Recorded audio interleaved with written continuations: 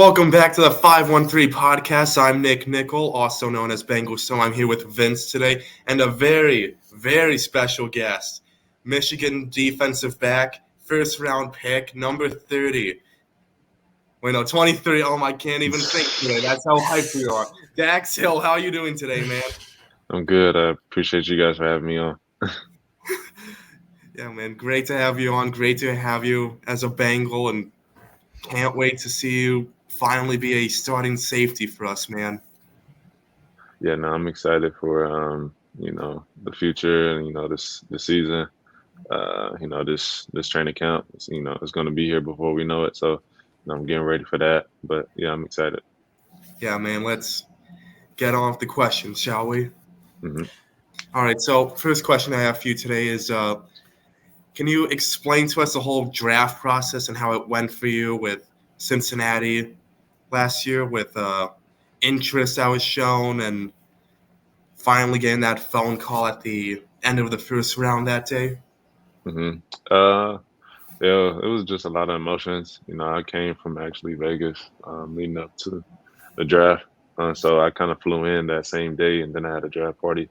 Then I had, a lot of family, friends over for, the draft party. So it was a lot of emotions, good people, around me to support me. I was projected around 15, 20, and then, throughout that night, I kind of fell. And so I was, kind of a little bit more nervous than usual. But uh, I had talked to them the morning of the Bengals, and they had just reached out to me like a 30-minute or 30-second like conversation saying like you're on the board, like we could possibly get you. So that's how it kind of happened. I failed to 31 and got that phone call from them. Yeah, man, I mean, to be honest, a lot of Bengals fans weren't really even looking at safety at all. And then we see we Mhm. drafted, you're like, oh, people started watching your tape. People started seeing how athletic and versatile you were. Now everyone in Cincinnati's lining up to see what you can do come Mhm. September, man. And speaking of what you can do, Dax, I have to ask as well. With your rookie year sitting behind Vaughn and Jesse, what are you taking from them that you've learned this year that you're taking in next year to apply to yourself as a starting safety? Really just approaching the game, taking it more serious. In college, it's like a different type of ball game, and and preparing for your opponent. And I would say college is fun and games, but now it's just a business. Each week. I mean, it's a new week. Guys are just as fast, just as smart, and kind of just have to have an edge. And that comes from like preparing yourself throughout the week. So I saw those guys prepare themselves at like a high level. So I kind of just want to prepare myself the same way and just get ready for each week. With my mind sharp and physically sharp as well. Yeah, man. I mean, Jesse and Vaughn are some of the best people you can learn the game from with Lou as well. So hmm can't wait to see where that development's going to take you. But next question I have is like a bit of a Michigan and a Bengals question. Obviously, hmm Ohio State and Michigan is one of the biggest rivalries in all of sports. So, is there a rivalry you have with Cincinnati that you think like mimics it, kind of, whether it's Pittsburgh, Cleveland, Kansas City, the team with your family in it, and Baltimore? hmm you talking about like just playing in Cincinnati? Is there just like a team like Yeah, going against like in general that like that makes you compares to Michigan and not Ohio hate State? it as much as Ohio State. I would say like a family rivalry would be obviously Baltimore. My brother plays there. Um, you know, Actually he was hurt the first game, so I didn't really play Oh, him that first game. But the second game I played him a little bit, so that's kind of like a rivalry. And now that I be playing him more, I would say that's going to be more of a hyped up game within the family. But I would say like in general, I would say like the Cleveland game, obviously, kind of compares to Ohio State, Michigan, just because of the same state in state, kind of like who's the best team within the state. So I would say that that team is like a rivalry too. Is there any team that you guys are playing this season that you're looking at with a wide receiver group that you're looking forward to matching up against? Is there like a wide receiver group specifically that you guys are marking on your calendar saying this is the one we want to test ourselves on? For sure, the Ravens. You guys know, with Lamar coming back and then acquiring, Odell, and then picking up some guys in the draft. I feel like they have a really good group, and talking to my brother, he giving me some insight on how they look, and they looking pretty good right now. Um, not really telling me all the details, but he's kind of told me a few things to look out for, and that type of offense. With the new offensive coordinator too. So that's a game that I'm looking forward to. Playing in, and yeah, it should be a good one this year. Yeah, man, you're making me. I can't wait for week 2 now. I mean, I know. Home opener too. you're making this exciting. I mean, Baltimore sounding like a great matchup right now. Yeah, I mean it's just totally different now because of their previous offense. They didn't really have like a receiving core. They had decent receivers, but now that they have a new offensive coordinator and solid receivers around them, I feel like they have a different approach to their offense now. all right. So yeah, speaking of like matchups and like with cornerbacks, next question I have is how does it feel to be with your teammates from college and DJ Turner and Brad Robbins coming to Cincinnati? Yeah, it was good seeing them. I feel like I was just back at Michigan. I wasn't gone for too long, so it was just like wow, we just kind of just reconnected over like a year of not seeing each other. So it was kind of just like hey, welcome them in, with open arms. I know what they can bring to the table. Brad's a great punter. I think he had one of the.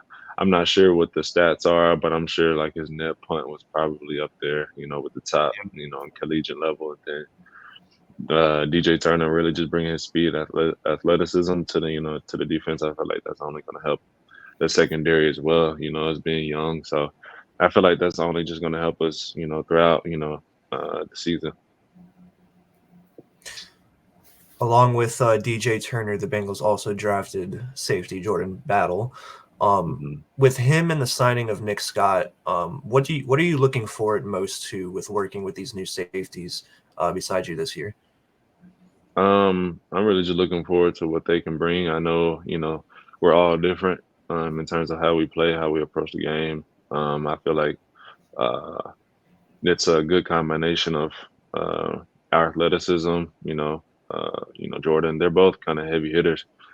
So I'm looking forward to seeing that, seeing them come down and make good tackles, and so they all bring different things to their game. I feel like our defensive coordinator Lou, he can bring shine through those guys and how they can approach or help the team or the defense. So getting those two guys and along with the other safeties, I feel like it's a great safety room. Yeah, man. And speaking of the safety room from last year, how do you think being that like the person that guarded the tight ends and just learning really helped your development going into year 2 in terms of your play style?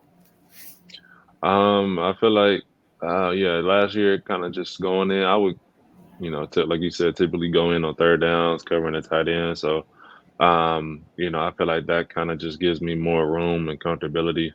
Say if I'm put in that same position, I'm not sure what I'll be doing this year in terms of that role, but I feel like just getting that that under my belt and filling out different type of tight ends. It's a different type of league in terms of like tight ends. They can all move, and it's not like college. There's certain tight ends that can only block or can only catch. A lot of guys can do both. So yeah, I mean, then tight ends are so much more athletic too. So I'm glad that I was able to do that, and if that's what I'll be doing again, like I'm ready for it. I have to ask too with Lou Anarumo. Everybody praises Lou Anarumo and gives him credit for his skills to adjusting and just coming up with game plans. I have to ask, what has Lou done for your game, and just what do you think of him as a defensive coordinator, and what does he mean to the guys on the team?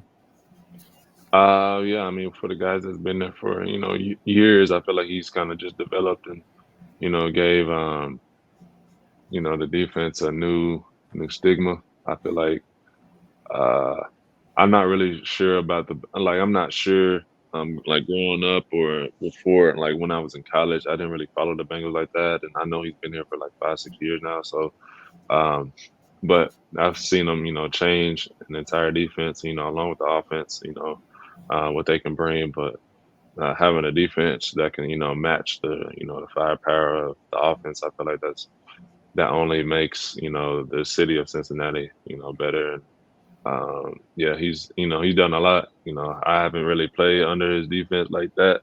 So I'm just looking forward to, um, what's to come. We've seen practice clips of this so far of you guarding Joe Mixon. How has it been guarding the revamped running back room and even like the tight ends and Irv Smith? Mm. How's it been? Yeah, I mean, it's been really exciting, and I'm very hopeful of their offense. They have a lot of new pieces, brought back a lot of new good pieces, and I'm excited for what they can do. I'm biased, but we have one of the top offenses in the league, and so I feel like what they brought in, through free agency and re-signing. I feel like, I mean, it only makes us better. Going against them, in training camp and OTAs, you kind of see how they're going to operate and the people they're going to use in certain situations, and people can move, all throughout the offense. I feel like that's just only an acquisition to who they are, what they represent as an offense. I often ask players and stuff, what's the differences between college and the league and stuff. But one thing I've never really asked is just what's something that you've may have brought back from college that has helped you adjust to the NFL? Is there anything that in your game from college that might have helped you adjust or anything or improve your game? Um, I would say really just like the competition. I would say um, I feel like Big Ten, kind of it kind of just helped me adjust to the NFL by going against like bigger, like the Big Ten was kind of more of a run type of league or conference. So going against the run, I feel like that kind of helped me with my tackling, because in the NFL you kind of covering fast guys, so you have to do both. You have to cover and then make tackles, because if you miss a tackle, I mean that could be a touchdown or a big explosive play. I mean that's something you kind of preach as a defense coordinator, as defensive coaches, like you don't want to give up explosive plays. So I feel like that's something that kind of helped me, transition from college to the NFL, being able to tackle. And, I can always clean up my tackling too. Everyone's not gonna be perfect, but just doing, getting the guy on the ground, like that's what you want. Like it doesn't have to be pretty all the time, but as long as you get the guy on the ground, that's a win for us. So that's something I kind of took away from college. Yeah, I mean, man, Lou is gonna love that tackling ability. But I have two more Hmm. questions. The first one is, do you think if you went on a 40-yard dash that you could beat your former college teammate DJ Turner? A lot of people have been asking me that recently. I don't know. I've never raced him, but I mean, I feel like obviously he's really fast. I didn't even know he's that fast, so it'll be a good race. I would say that. I'm not gonna give him all the praise. I mean, he definitely worthy of it, but it's like I'm fast too. So we go see, like there's a different type of like 40 if you're running against someone side to side. So it will be a good race. So either one of us could pull out the dub. I have to say, I have to ask too, out of the whole defensive backroom and stuff, we've asked some linebackers and some defensive linemen, and there's some trash talkers here and there. Is there anybody in that defensive backroom that sticks out that talks the most trash? Hmm. I don't know. I mean, I'm trying to see because I mean the guys that have been there. I mean it's kind of really just only Mike Hilton and Michael Thomas, and I'm still trying to figure out everybody else. But I feel like I don't know. Nick Scott may fit that role or just his game part of his game maybe. I'm trying to feel him out because he's new to the defense and I've talked to him before in terms of just how he played at LA. So I don't think I feel like he could be one of the trash talkers. I'm not a trash talker, so I'm not even in that picture. But I would say probably Nick Scott, just because like he's like a quirky guy, like he's like a childish like guy, just always doing something. So maybe him. That's interesting. Okay. I mean, I know you're trying not to just say Eli Apple because he carried the trash talking last year. But, yeah, Eli's funny. last question I have for you is something I have to ask every player that comes on here. How do you do in the locker room at cornhole and ping pong? Actually, my fiance, family, they kind of brought me up like playing cornhole. So I would say like cornhole is something that like I'm getting better at. Ping pong, like the people take up the ping pong table like 24/7. Like you can't even really get on the ping pong table. So it's just like if you can get on the ping pong table, like you can. That's how you're gonna get good at it. But I mean, there's so many like different people trying to get on the ping pong table. You can't even get good at it. So I would say cornhole. Cornhole is like empty. Like no one's ever playing cornhole, so you can always get good at playing cornhole. So I would say my strong suit is cornhole. Sorry about that. Who out of everybody that plays the ping pong table, which two have had the most competitive game? So they would typically run doubles. But I would say like Tyler Boyd and who else? I mean, I see Tyler Boyd, Joseph Osai. Who else? Like a doubles game. I think Chi, and then there's someone else that's always on the table. It's like four people that's pretty good. I heard a lot about Akeem. Is that him? Akeem, yeah, Akeem is on there. I hear Burrow's really good. Is he on there? I think so. I think I've heard that before. I really don't see him on there whenever I'm watching, but I feel like I've heard his name go around a few times. But, all right. And yeah, we know how aggressive the locker room is with that stuff. I mean, Brad Robbins is out there hustling rookies so he can beat them in cornhole. And yeah. Yeah, nah. It's definitely something that brings us all together for sure.